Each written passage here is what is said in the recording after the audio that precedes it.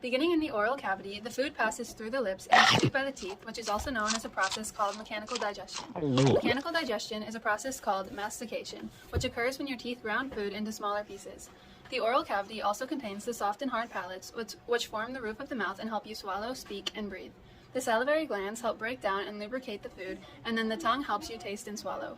Chemical digestion is minor, but it consists of salivary amylase and lingual lipase, which is contained in saliva and aids in the process of breaking down food. After chewing food, it turns into a small rounded mass of substance called a bolus and makes it easier for us to swallow. To ensure that food does not go down the wrong tube, the tongue pushes the food into the throat.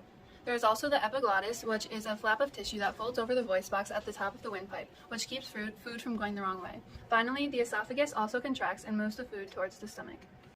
Peristaltic movements start in the esophagus and move food through the digestive tract. However, no digestion occurs in the esophagus.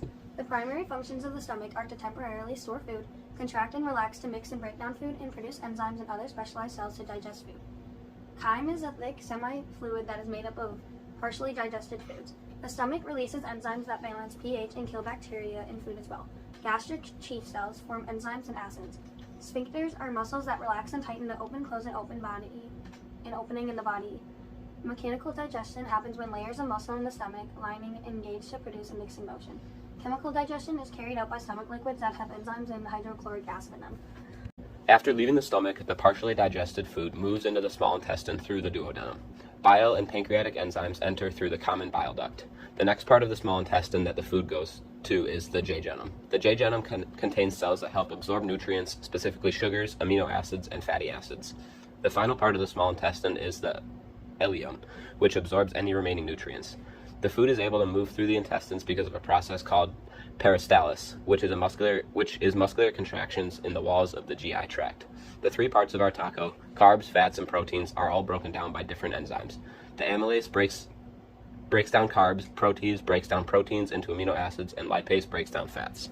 The pancreas breaks down their nutrients by using enzymes such as lipase, protease, and amylase. These enzymes enter the small intestine through the small bile ducts. Lipase works with bile produced by the liver to break down fat in your diet. Protease breaks down protein in your diet. Amylase breaks down starches into sugar that your body can use for energy. Another functional organ that helps the digestive system is the liver. The liver relates to the gallbladder by producing the bile that helps the gallbladder digest fat. When food is eaten, the gallbladder contracts and releases stored bile into the duodenum to break down the fats. The pancreas, gallbladder, and liver all work together to help our body digest food. The pancreas' sole role is to create enzymes to break down sugars, fats, and starches. Next, the food goes into the large intestine, which is responsible for absorbing water from the food waste and scavenging for any last leftover nutrients that may still be left. It then converts everything it doesn't want into stool. The large intestine also has three sections with different functions. The cecum absorbs fluids and salts. The colon absorbs water and electrolytes and shapes the leftovers into feces. The rectum receives the feces and tells your body it needs to be evacuated. The large intestine also helps with water balance by removing water from the food waste after it is digested by the small intestine.